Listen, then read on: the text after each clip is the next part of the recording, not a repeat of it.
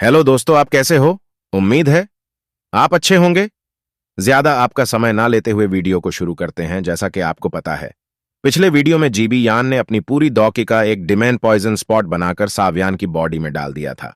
यह देखकर queen Medusa ने उसे एक ही बार में मार दिया था और तभी लिटिल फेरी डॉक्टर इन्हें लेकर एक केव में आ गई थी। और दोस्तों, मैं बता दूं कि एक दो वांग लेवल का एक्सपर्ट इस केव में सांस भी नहीं ले सकता, क्योंकि इस केव बहुत ही खतरनाक पॉइजनस गैस और पॉइजनस प्लांट उगे हुए हैं और पास में ही बहुत सारे पत्थर भी पड़े हुए थे। और अब हमें सीन दिखाया जाता है उस केव का, जिसमें एक पूल था और वो पूल डार्क पॉइजनस वाटर से भरा हुआ था। और अब सीन दिखाया जाता है जहां जियान अपने कपड़ों को निकालकर उस पूल में चला जाता है और little fairy doctor, little girl जिया और क्वीन मडुसा उस पूल के किनारे पर खड़े हुए थे। तभी क्वीन मडुसा लिटिल फेरी डॉक्टर से कहती है,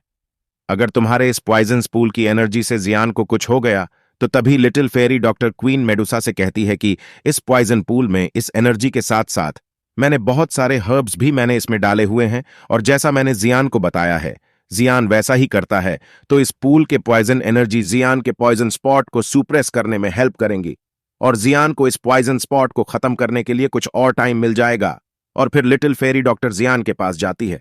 और उस स्पॉट को देखने लगती है और अभी के टाइम उस पॉइजन स्पॉट के चारों ओर एक पर्पल कलर का घेरा बना हुआ था, जो इस डेमन पॉइजन स्पॉट को धीरे धीरे सुप्रेस करने की कोशिश कर रहा था। और तभी लिटिल फेरी डॉक्टर को याद आता है कि जियान के पास तो हेवनली फ्लेम भी है, और माना कि वो फ्लेम इस डेमन पॉइजन स्पॉट को खत्म नहीं कर सकती है, लेकिन उसे सुप्रेस करने में और ज्यादा मदद कर सकती है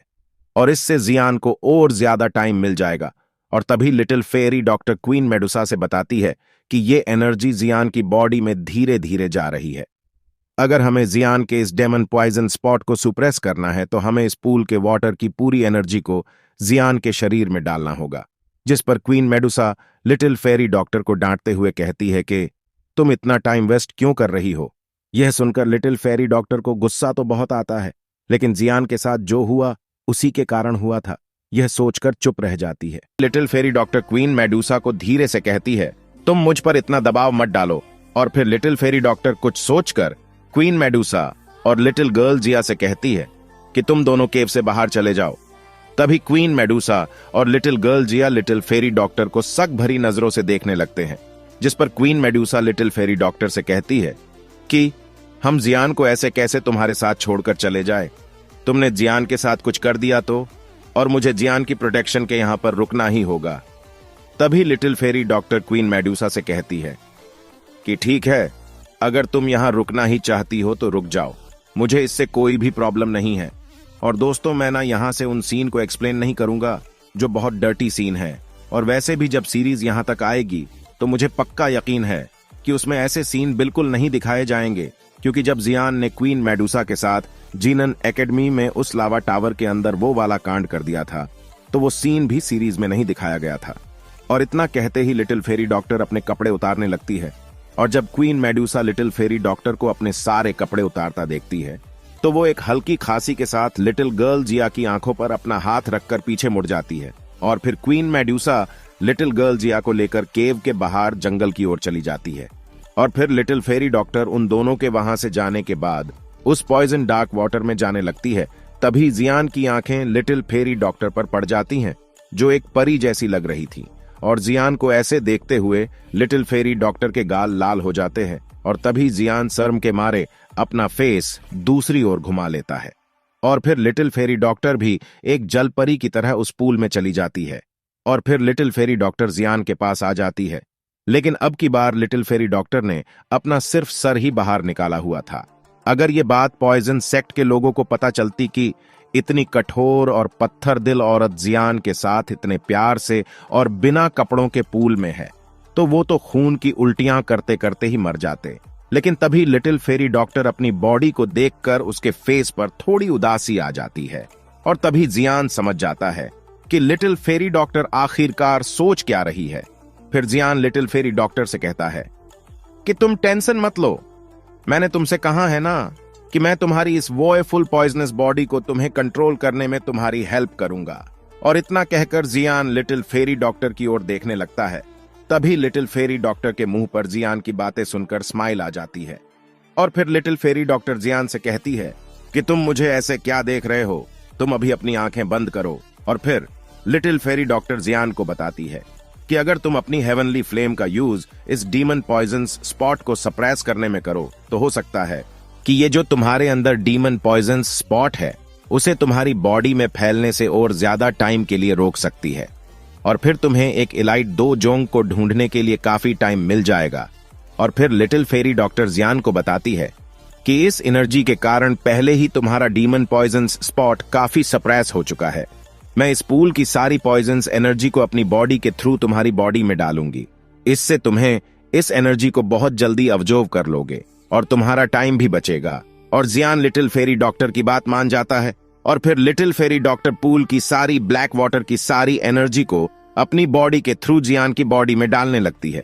और जिससे उस डीमन पॉइजन स्पॉट के चारों ओर फैली लाइनें वापस जियान के उस डीमन पॉइजन स्पॉट में जाने लगती है। और फिर लिटिल फेरी डॉक्टर अपने हैंड साइन को बनाती है और उस डीमन पॉइजन स्पॉट के चारों ओर अपने पॉइजन से एक सील बना देती है। लेकिन तभी उस डीमन पॉइजन स्पॉट से एक ब्लैक लाइन सांप की तरह निकलती है और लिटिल फेरी डॉक्टर की सील को तोड़ने के लिए उस सील पर अटैक कर देती है, और वो ब्लैक लाइन उस सील की कुछ परतों को तो तोड़ देती है। लेकिन तभी लिटिल फेरी डॉक्टर अपने पॉइजन्स ब्लड से उस सील को और स्ट्रॉन्ग कर देती है, और अब की बार वो ब्लैक लाइन सील को ज्यादा नुकसान नहीं पहुंचा पाती है, और यह सील उस डीमन पॉइजन स्पॉट के चारों ओर अच्छे से बन जाती है। और डीमन पॉइजन स्पॉट पर पूरी तरह सील लगाने के बाद लिटिल फेरी डॉक्टर थोड़ा रिलैक्स हो जाती है, और फिर जियान की हेवनली फ्लेम उस डीमन पॉइजन स्पॉट को रिफाइन करना शुरू कर देती है। तभी लिटिल फेरी डॉक्टर जियान को ऐसा करता देखकर बहुत हैरान हो जाती है, और फिर वो सोचती है कि जियान इस डीमन पॉइजन स्पॉट को रिफाइन करना चाहता है,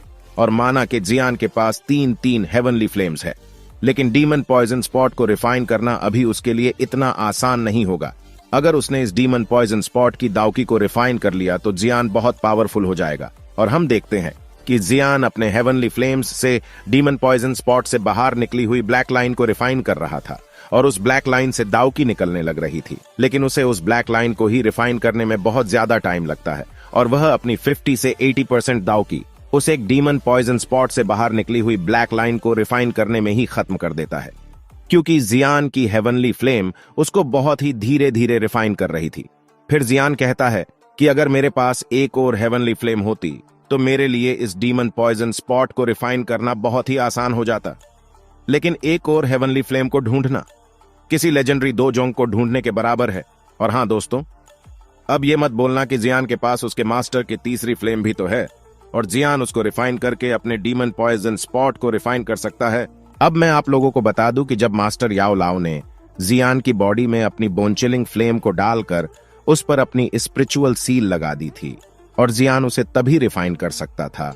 जब मास्टर याओ लाओ की सोल डिस्ट्रॉय हो जाएगी, क्योंकि उस बोन चिलिंग फ्लेम पर मास्टर याओ लाओ का सोल इम्प्रिंट लगा हुआ था, तब वो हट जाएगा। लेकिन जियान ऐसा कभी करने की सोच भी नहीं सकता था, और उससे जियान को पता चलता रहता है कि उसके मास्टर की सोल अभी भी ठीक है। और इसके बाद उस डीमन पॉइजन स्पॉट की ब्लैक लाइन से एक प्योर दाउकी निकलती है, जिसे जियान अपने बॉडी में अब्जॉर्ब करके अपने फ्लेम मंत्रा के थ्रू अपनी पूरी बॉडी में फैला लेता है। और लिटिल फेरी डॉक्टर पूल से बाहर आकर अपने कपड़ों को पहन लेती है, और फिर जियान भी पूल से बाहर आकर अपने कपड़े पहन लेता है। और जब लिटिल फेरी डॉक्टर जियान को देखती है, अब तो वो जियान के ओरे को और ज्यादा बढ़ा हुआ नोटिस करती है, और फिर लिटिल फेरी डॉक्टर जियान से कहती है कि उस डीमन पॉइजन स्पॉट के एक ब्लैक लाइन को अब्जॉर्ब करने से तुम्हारी कितनी पावर्स बढ़ी है। तब जियान उसे बताता है कि मैं अब दोहोंग लेवल के 2 स्टार की पीक पर पहुंच गया हूं, जिसे सुनते ही लिटिल फेरी डॉक्टर बहुत ज्यादा खुश हो जाती है, और वो जियान से कहती है कि अगर तुम फ्यूचर में इस डीमन पॉइजन स्पॉट को पूरा रिफाइन कर लेते हो तो तुम्हारी पावर्स बहुत हद तक बढ़ जाएगी। जिस पर जियान अपनी चेस्ट पर उस डीमन पॉइजन स्पॉट पर हाथ रखकर कहता है कि हाँ, तुम ठीक कह रही हो, और मुझे लगता है अगर मैं इस डीमन पॉइजन स्पॉट को पूरा रिफाइन कर लूंगा तो शायद मैं दोहोंग लेवल के 9 स्टार की पीक पर पहुंच जाऊंगा। और फिर जियान उस डीमन पॉइजन स्पॉट के चारों ओर बनी सील को देखता है। तभी लिटिल फेरी डॉक्टर जियान से कहती है कि तुम अब टेंशन मत लो, क्योंकि इस सील की वजह से तुम 2 सालों तक सेफ हो, और तुम्हें इन 2 सालों में किसी इलाइट दोजोंग एक्सपर्ट्स को ढूंढकर उससे इस पॉइजन स्पॉट को निकलवाना होगा, वरना तुम इस डीमन पॉइजन स्पॉट के कारण मारे जाओगे।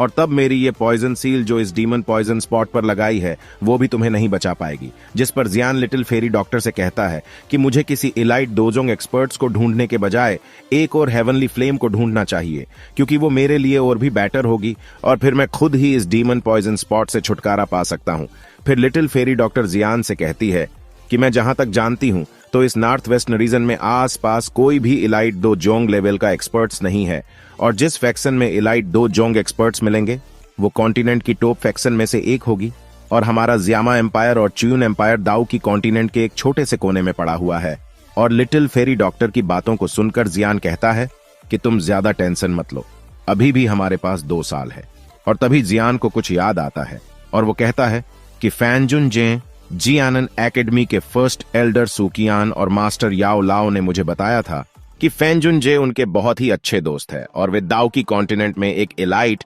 दोजोंग एक्सपर्ट्स भी है, लेकिन मुझे नहीं लगता वो मेरी हेल्प करेंगे भी या नहीं, क्योंकि दाऊ की कॉन्टिनेंट में कोई भी किसी की हेल्प पावर्स और फायदे के लिए ही करता है, और मैं तो अभी उनके सामने एक चींटी की तरह हूं। लेकिन फर्स्ट एल्डर सुकियान ने मुझे बताया था कि जब मास्टर याओ लाओ दाऊ की कॉन्टिनेंट से गायब हो गए थे तो फैनजुन जे ने उन्हें 1 साल तक बहुत ढूंढा था, लेकिन उन्हें मास्टर याओ लाओ कहीं नहीं मिले थे। और मास्टर याओ लाओ का फैनजुन जे के साथ जीने मरने का वादा है, और क्या पता मास्टर याओ लाओ के कारण ही वो मेरी इस डीमन पॉइजन स्पॉट को निकालने में मेरी हेल्प कर दे, लेकिन मैं उन्हें इतने बड़े दाऊ की कॉन्टिनेंट में कैसे ढूंढ पाऊंगा। फिर जियान लिटिल फेरी डॉक्टर से कहता है कि क्या मैं पूरे दाऊ की कॉन्टिनेंट में ये खबर फैला दूं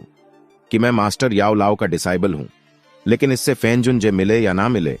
इससे होल ऑफ सोल वाले जरूर मेरे पीछे पड़ जाएंगे और मैं बहुत बड़ी प्रॉब्लम में आ जाऊंगा। और फिर जियान क्वीन मेड्यूसा और लिटिल गर्ल जिया के बारे में पूछता है, और लिटिल फेरी डॉक्टर जियान को उस केव से बाहर ले आती है, और वहां हम देखते हैं क्वीन मेडूसा और लिटिल गर्ल जिया को जो जियान का वेट कर रही थी। और जियान के वहां आते ही क्वीन मेडूसा दोनों से पूछती है कि क्या तुमने इस डीमन पॉइजन स्पॉट को सील कर दिया है, जिस पर जियान क्वीन मेडूसा को सर हिलाकर कहता है कि हाँ। और अब जियान लिटिल फेरी डॉक्टर को देखकर क्वीन मेडूसा से कहता है कि लिटिल फेरी डॉक्टर ने सही कहा था कि यह डीमन पॉइजन स्पॉट बहुत ही खतरनाक है। मैंने इस डीमन पॉइजन स्पॉट के एक धागे को रिफाइन करने के लिए अपनी आधे से भी ज्यादा दाउकी को खत्म कर दिया है, लेकिन मुझे इससे बहुत ही प्योर दाउकी मिली है और जिससे मेरा लेवल अप हो गया है। यह सुनकर क्वीन मेडूसा बहुत खुश होती है और वो लिटिल फेरी डॉक्टर से कहती है कि अब जियान की बॉडी में इस डीमन पॉइजन स्पॉट को फैलने में कितना टाइम है, जिस पर लिटिल फेरी डॉक्टर क्वीन को कहती है कि अब जियान के पास 2 साल है। अब लिटिल फेरी डॉक्टर को ऐसा बोलते देखकर क्वीन मेडूसा टेंशन फ्री हो जाती है। फिर वो कहती है कि हमें इन 2 साल में किसी इलाइट दोजोंग लेवल के एक्सपर्ट्स को ढूंढना होगा और उससे जियान की बॉडी से डीमन पॉइजन स्पॉट को निकलवाना ही होगा। फिर queen Medusa little fairy doctor से थोड़े एटीट्यूड में कहती है कि क्या तुम 2 साल बाद भी इस सील को फिर से लगा सकती हो, तो जिस पर लिटिल फेरी डॉक्टर कहती है कि इस डीमन पॉइजन स्पॉट को एक बार ही सील किया जा सकता है और ये सील भी मैं एक ही बार यूज कर सकती हूं। अब queen Medusa little fairy doctor को गुस्से में देखने लगती है और queen Medusa little fairy doctor को गुस्से में खरी खोटी सुनाती। इससे पहले ही जियान उन्हें कहता है कि हमें एक इलाइट दो जोंग को कैसे ढूंढना है, इसके बारे में हमें फिर कभी बात करनी चाहिए। और queen Medusa little fairy doctor और लिटिल गर्ल जिया तुम लोगों को आज आराम करना चाहिए क्योंकि तुम सब फाइट में बहुत थक गए होंगे। तभी लिटिल फेरी डॉक्टर तो जियान की बात सुनकर वहां से जाने लगती है और फिर जियान क्वीन मेडूसा को बड़े प्यार से कहता है कि लिटिल फेरी डॉक्टर ने मेरी बहुत ज्यादा हेल्प की है और तुम उससे ऐसे लड़ा मत करो। जिस पर क्वीन मेडूसा कुछ नहीं बोलती है और वो जियान से पूछती है कि तुम आगे क्या करोगे और अब तुम्हारा प्लान क्या है। जिस पर जियान क्वीन मेडूसा को कहता है कि आज हमें रेस्ट करना चाहिए और कल हम प्रोटेक्टर टाई को मार मार कर होल ऑफ सोल के बारे में सब इंफॉर्मेशन निकलवाएंगे। तो दोस्तों मिलते हैं अगले एपिसोड में।